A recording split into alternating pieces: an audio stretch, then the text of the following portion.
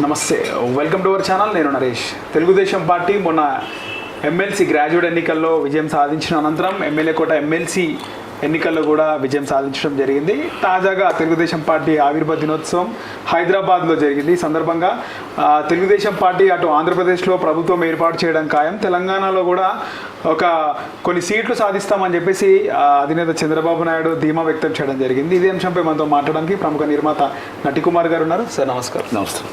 నిన్న ఆయన స్పీచ్లో చూస్తే సార్ మనకి ముఖ్యంగా ఆంధ్రప్రదేశ్ కోసం మాట్లాడుతూ జగన్ని తిడుతూ ఇక్కడ కేసీఆర్ని మెచ్చుకునే ప్రయత్నం చేశారు. ఇంతకీ ఆయన స్ట్రాటజీలో దిట్ట అంటారు. ఆయన స్ట్రాటజీ ఏంటంటారు? ఇప్పుడు ఆవిర్భావ దినోత్సవం ఎక్కడ చేశారు? Hyderabad Nampally exhibition ground. సీట్లు గెలిచింది ఎక్కడ? ఏపీలో సార్, ఆంధ్రప్రదేశ్. ఏపీలో గెలిచారు. అంటే ఏపీలో సీట్లు గెలిచారు, ఏపీలో గవర్నమెంట్ ఫామ్ చేస్తాను అంటున్నారు. మరి అక్కడ ఆవిర్భావ దినోత్సవం చేసిన కార్యకర్తలు లేరా? లేకపోతే ఆవిర్భావ దినోత్సవం చేయడానికి సెక్యూరిటీ లేదా? తెలంగాణలో ఎందుకు చేశారు? తెలంగాణ నుంచి జగన్ తిట్టడం ఏంటి, కేసీఆర్ గారిని పొగట్టడం ఏంటి? అంటే కేసీఆర్ గారు సెక్యూరిటీ ఇచ్చారని పొగిడారా? జగన్ సెక్యూరిటీ ఇవ్వలేదని తిట్టారా? అది చంద్రబాబు నాయుడు గారు సమానం చెప్పారు, అంతే కదా. గెలిచింది ఆంధ్రప్రదేశ్. అవును సార్. రేపు 170 సీట్లు గెలుస్తానంటుంది ఆంధ్రప్రదేశ్. యువకాలం పాదయాత్ర చేస్తుంది లోకేష్ గారు, ఆంధ్రప్రదేశ్. కానీ తెలంగాణలో ఆవిర్భావ దినోత్సవం పెట్టారు. ఆయన ఉన్న ఇల్లు కూడా తెలంగాణలోనే ఉంది. అవును సార్. ఆయన ఉంటుంది, తెలంగాణలో ఉంటున్నాడు. అంటే తెలంగాణలో చీఫ్ మినిస్టర్ అవుతారా లేదా ఆంధ్రప్రదేశ్ చీఫ్ మినిస్టర్ అవుతారు? ఫస్ట్ తెలుసుకోవాలి. అంటే ఈయన తెలంగాణ చీఫ్ మినిస్టర్ అయ్యి కొడుకు ఆంధ్రప్రదేశ్ చీఫ్ మినిస్టర్ అవుతారా అనేది చంద్రబాబు నాయుడు గారు తెలుసుకోవాలి. ఒకటి, గెలిచాము అంటున్నారు. ఏం గెలిచారు మీరు? మీకు 23 సీట్ల నుంచి 3 సీట్లు మీకు సిగ్నల్ చూపించాయి. 3 సీట్లు గెలిచారు పట్టభద్రుల్లో. ఈ 3 సీట్లు రేపు 2024 3 వస్తాయి. ప్రధాన ప్రతిపక్షం కూడా మీకు జనసేనకు వస్తుంది. గవర్నమెంట్ ఫామ్ చేసి జగన్మోహన్ రెడ్డి గారే. ఇది రాసుకోండి. జనసేన టీడీపీ పొత్తు అంటున్నారు కదా సార్. జనసేన టీడీపీ పొత్తు అనుకున్నా కూడా వాళ్ళకే సీట్లు ఎక్కువ వస్తాయి, 2 సీట్లు తక్కువ వస్తాయి. వాళ్ళ మీద వీళ్ళ ఆధారపడాల్సింది, వీళ్ళ మీద వాళ్ళ ఆధారపడాల్సిన అవసరం లేదు. అంటే టీడీపీ కంటే జనసేనకి ఎక్కువ ప్రజాదరణ ఉందంటారా సార్? ఓట్లు కరెక్ట్గా వేయించుకోగలిగితే. మొన్న కూడా మీటింగ్లో చూస్తున్నారు, బాబు మీరు నన్ను పొగడకండి ఓట్లు వేయని చెప్తున్నాడు, చాలా క్లియర్. పవన్ కళ్యాణ్ అంటే ఆయన చెప్పింది చాలా కరెక్టు. మీరు జనాలకు వచ్చి ఇక్కడ జిందాబాదు నన్ను సీఎం అనకండి. మీరు వెళ్ళి మీ అక్కతో, మీ తమ్ముడితో, మీ తల్లితో, మన అమ్మతో, మన అన్నతో ప్రతి దగ్గరికి వెళ్ళి ఓటేయించండి. ఓటేయిస్తే మీరు నన్ను గెలిపించండి, మీకు నేనేదో నిలబడగలను. మీరు ఇక్కడ జనాలు వచ్చి జిందాబాద్ అని చెప్పి నాకు అక్కడ ఓటైపోతే ప్రయోజనం ఉందని అడిగారు. Yes, correct. అయితే ఆల్రెడీ చంద్రబాబు నాయుడు గారికి ఓటు వేయించడానికి ఓటు బ్యాంక్ ఉంది. కానీ ఆ ఓటు బ్యాంక్ ఉన్న కార్యకర్తలు ఏమయ్యారో తెలియట్లేదు. మీకు పట్టభద్రులు జగన్మోహన్ రెడ్డి గారికి ప్రతిదీ కూడా మొత్తం టోటల్గా బూత్ లెవెల్గా మొత్తం టోటల్గా ఈరోజు ఉన్న పర్సంటేజ్ రేంజ్ ఉంది. 2024కి ఆల్మోస్ట్ మీకు 52% వస్తుంది. 52%. మొత్తం 170 సీట్లు టార్గెట్ ఆయన కార్యకర్తలు కసితో చేస్తున్నారు. తప్పు జరిగింది. పట్టభద్రులు అనేది మనకు అవగాహన లేక ఒక చిన్న క్యాండిడేట్లు రాంగ్ పెట్టి క్యాండిడేట్లు తిరక్క ఫస్ట్ ప్రాధాన్యత, సెకండ్ ప్రాధాన్యత, థర్డ్ ప్రాధాన్యత మనకు ఐడియా లేక మనం ఇచ్చిన ఏదైతే ఉన్నాయో మన అమ్మఒడి కానీ అన్నీ ఇచ్చాం, మనకు ఎందుకు ఓటేయరని మనం అనుకొని మన ఆలోచనతో మనం 13 లక్షల కోట్లు విశాఖపట్నంలో సబ్మిట్ చేసి ఆ 13 లక్షల కోట్ల రూపాయలు మనం టోటల్ ముఖేష్ అంబానీ కానీ, జిఎంఆర్ మొత్తం మలిబాబు గారిని అందరినీ తీసుకొచ్చి మేము పెట్టాం కదా. ఉపాధి కల్పించడానికి, మన నిరుద్యోగులకి ఉద్యోగాలు ఇవ్వడం కోసం మేము చేశాం కదా. మాకెందుకు ఓటేయరని ఒక పవర్ కాన్ఫిడెన్స్తో ఓడిపోయారే తప్ప ఎమ్మెల్యే ఎలక్షన్స్కి సబ్మిట్కి 13 రోజులు తేడా.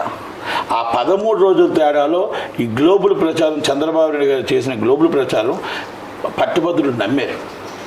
వీళ్ళు దాన్ని తిప్పికొట్టలేకపోయారు. ఇస్ ద రియల్ 13 లక్షల కోట్లకి వారు వచ్చిన దాన్ని ఎక్స్ప్లెయిన్ చేయాలి.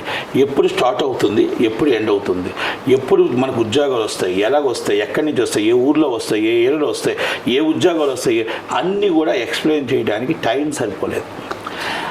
ఆయన గ్లోబల్ ప్రచారం ఆయన ఏం చేశాడు? మీకు మళ్ళా నేను 2017లో సబ్మిట్ పెట్టాను, నేను మొత్తం టోటల్గా 6 లక్షల ఉద్యోగాలు మొత్తం వస్తాయని చెప్పాను, మొత్తం వచ్చిన ఉద్యోగస్తులు వాళ్ళందరినీ బయట తగిలిసాడు అన్నారు. మీరు 2012 సంవత్సరాలు మీరు ఇచ్చిన ల్యాండ్లో దానికంటే ఒక జియో ఉంటుంది. జియో ఎంఎస్ నెంబర్కి ఇన్ని రోజులు ఉంటుంది. దానికంటే రూల్స్ అండ్ రెగ్యులేషన్స్ ఉంటాయి. ఆ రూల్స్ అండ్ రెగ్యులేషన్స్లో మీరు పలానా రోజు మీకు ఇది కట్టాలి, పలానా రోజు ఫినిష్ చేయాలి, పలానా రోజు గవర్నమెంట్కి ఎంప్లాయ్మెంట్ ఇవ్వాలి, పలానా రోజు ఇది మొత్తం టోటల్గా కట్టాలి. ఒకవేళ ఆ టైంలో కానీ మీరు కట్టకపోతే ఎనీ టైమ్ ఇది మొత్తం total GO is cancelled and return is property అనేది మన జీవోలో ఉంటుంది. అది చంద్రబాబు నాయుడు గారు అయినా, అది జగన్మోహన్ రెడ్డి గారు అయినా. ఆ సమ్మిట్లో ముఖేష్ అంబానీ గారు రాలే, ఆ సమ్మిట్లో ఆదాని గారు రాలే, ఆ సమ్మిట్లో మొత్తం టోటల్గా మీకు మరి మల్లికార్జున గారు రాలే.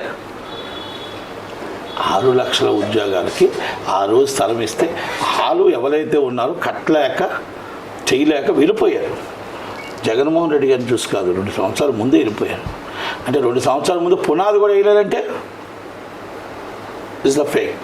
సార్, ఆంధ్రాలో పరిస్థితులు చూసుకుంటే ప్రజలందరూ కూడా తెలుగుదేశం వైపు మొగ్గు చూపుతున్నారు. చదువుకున్న గ్రాడ్యుయేట్లు కూడా అందరూ టీడీపీకి ఓటు వేయడం జరిగింది. ఇక ఎమ్మెల్యే కూడా ఎమ్మెల్సీ ఎన్నికల్లో కూడా ఒక అభ్యర్థిని నిలబెట్టారు. ఇంకో అభ్యర్థిని నిలబెట్టినా కూడా వైసీపీ వాళ్ళు రెడీగా ఉన్నారు. 10-15 మంది ఓటు వేయడానికి అంటున్నారు. ఓకే, నేను ఒకటి అడుగుతా. టీడీపీకి ఓటు వేయడానికి పట్టభద్రులు అందరూ వేయగలరు. టీడీపీ అక్కడ టీడీపీ గుర్తేది, ఫ్యాన్ గుర్తేది. టీడీపీ గుర్తు ఫ్యాన్ గుర్తుంటే ఫ్యాన్ గాలికి ఎగిరిపోతారు. అంతే అంటారు సార్. అది ఇండివిజువల్. ఆ క్యాండిడేట్ చిరంజీవి గారని, చిరంజీవిరావు గారు మాస్టర్ అని, ఆయనకి మంచి సంఘ సేవకుడు, మంచి మాస్టరు. ఆ మాస్టర్లో యూత్లో ఫాలోయింగ్ ఉంది, ఆయన అన్నీ ఉన్నాయి. వీళ్ళు పెట్టేది ఒక వ్యాపారస్తుడిని, సుధాకర్ అన్న ఆయన పెట్టారు. ఆయన ఏదో చైర్మన్ కూడా ఉన్నాడు, బ్రాహ్మణ్ కార్పొరేషన్ చైర్మన్. ఆయనకి ఓన్లీ డబ్బులు లెక్కట్టుకోవడం తప్ప ఎవరు మనిషి వాళ్ళు ఎవరో కూడా తెలియదు, ఇంక్లూడింగ్ నేను కూడా తెలియదు ఆయనకి. ఆయనకి జనాలు తెలియదు. మీకు జగన్మోహన్ రెడ్డి గారు ఒకరు తెలుసు, దాంట్లో వెనకాల మినిస్టర్ కూడా తెలియదండి. అంటే నేను అలాంటి క్యాండిడేట్ని పెట్టారు ఇక్కడ. ఆ క్యాండిడేటు వల్ల నష్టపోయింది. ఇప్పుడు మనము ఓటర్ దగ్గరికి అడగింది అమ్మాయిని అన్నం పెట్టదు. మనం చేసే కార్యక్రమాలు ఎక్స్ప్లెయిన్ చేయాలి. ఇప్పుడు అన్ని ఓట్లు కూడా జగన్మోహన్ రెడ్డి గారు చూసి వచ్చాయి. మనల్ని చూసి మనమైనా ఓట్లు తెచ్చుకోవాలా, మన ఇంటికి వెళ్ళాలా, మనం తిరగాల. ఆయన మొత్తం ఓటర్లందరినీ నాడి పెట్టాడు. ఆ క్యాండిడేట్ టీడీపీ క్యాండిడేట్ కాదు, ఆయన ఇండిపెండెంట్ క్యాండిడేట్ని టీడీపీలోకి తీసుకున్నారు. కానీ వైసీపీ ఎమ్మెల్యేలు కూడా ఎమ్మెల్యే కోట ఎమ్మెల్సీ ఎన్నికల్లో ఓట్లు వేయడం జరిగింది. దాని కడకలకు వస్తాను. వైసీపీ ఎమ్మెల్యేలు కూడా టీడీపీ వైపు మొగ్గు చూపుతున్నారంటారా? ఎవరు? వైసీపీ ఎమ్మెల్యేలు. టికెట్లు రాని వాళ్ళు చూపిస్తారు కదండి, టికెట్లు ఇవ్వరు. ఓకే, మీకు చిన్న మాట చెప్తా. మీకు అక్కడ ఓట్లు వేసిన వాళ్ళు మీకు రెండు విషయాలు చెప్తా. ఆనం రామనారాయణ రెడ్డి గారు సీనియర్ లీడర్ అండ్ సీనియర్ ఆర్థిక మినిస్టర్ ఇస్ మాకు సీనియర్ మినిస్టర్, మాకు బాగా కావాల్సిన వ్యక్తి. కిరణ్ కుమార్ రెడ్డి గారి టైం నుంచి, రాజశేఖర రెడ్డి గారి టైం నుంచి. అలాంటి వ్యక్తి నేను డబ్బులు తీసుకున్నాడా ఏం తీసుకున్నా నేను కామెంట్ చేయను. కానీ ఎందుకంటే నాకు అవసరం లేదు ఆనందకి. అక్కడ ఆయన ఏంటంటే మినిస్టర్ రావాలి, మినిస్టర్ రాలేదు. అంతకుముందు టీడీపీలో మినిస్టర్ వస్తాను కూడా రాలేదు. నేను ఎప్పుడు మినిస్టర్గానే ఉండాలి, మినిస్టర్ రాలేదు, వైసీపీకి వచ్చాడు. కాంగ్రెస్ నుంచి టీడీపీ, టీడీపీ నుంచి వైసీపీకి. వైసీపీలో మినిస్టర్ అంటే అక్కడ అందరూ రెడ్లే. ఫస్ట్ నుంచి ఉండేది మేకపాటి వాళ్ళు, వాళ్ళకు మినిస్టర్ ఇచ్చారు. అక్కడ ఒక బీసీ అనిల్ కుమార్కి ఇచ్చారు. నాకంటే నా శిష్యుడికి ఇచ్చారే అన్నంత కోపం ఆయనకి. దాంట్లో అక్కడ ఆయన అవాకులు ఏదేదో ఇంకా మాట్లాడాడు. అక్కడ యూగోతో ఆయన ఎలాగే నిలిపాడు. ఆయన ఏంటంటే ఆటోమేటిక్గా మీరు ముందే అబ్జర్వ్ చేసుకోండి, అక్కడ రామనారాయణ రెడ్డి గారు నేదురుపల్లి రామరెడ్డి పెట్టేశారు.